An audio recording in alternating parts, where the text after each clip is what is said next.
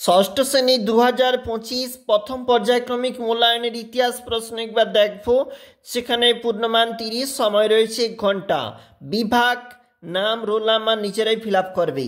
সঠিক উত্তরটি বেছে নিয়ে লেখো 1×6।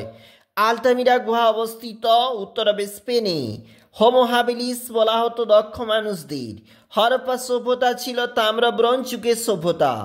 আদিম মানুষের মধ্যে প্রথম হাত কুঠার বানাতে শেখে, যেখানে দেখবে 4-3টা অপশন রয়েছে। মেগালিথ পাওয়া যায় এমন একটা স্থানের নাম কাশ্মীরের বুরজাহ।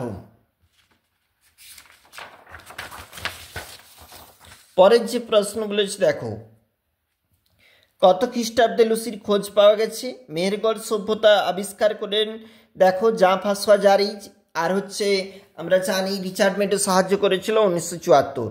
দাবানল কাকে বলে? দেখো, গাছে গাছে ঘষা লেগে যে আগুন জ্বলা তাকে বলা হচ্ছে দাবানল। পুরনো পাথরের যুগে মানুষ কোথায় বসবাস করত? একটু নিচে চলে যাব। কত খ্রিস্টাব্দে ভীমবেটকা গুহার খোঁজ পাওয়া গেছে? 1957। কোন যুগে মানুষ গোষ্ঠীবদ্ধ হয়েছিল? নতুন পাথরের যুগে। ভারতের প্রাচীনতম সভ্যতা সিন্ধু সভ্যতা। কবে মেহেরগড় সভ্যতা আবিষ্কৃত? 1974 সালে। কে মহেঞ্জোদারো আবিষ্কার করলেন? সিটাডেল কি? রাখাল দাস বন্দ্যোপাধ্যায়। সিটাডেল হচ্ছে হরপ্পার উঁচু যে এলাকাগুলি সেগুলো সিটাডেল। হরপ্পা সভ্যতার একটি সামুদ্রিক বন্দর লোথাল। দেখো, এগুলা হচ্ছে 2 নাম্বারের প্রশ্ন, যেমন সিটাডেল কি, লুসি কি, আদিম মানুষ যাযাবর ছিল কেন, জোট বাঁধার ফলে তাদের কি সুবিধা হয়েছিল, অবশ্যই দেখবে।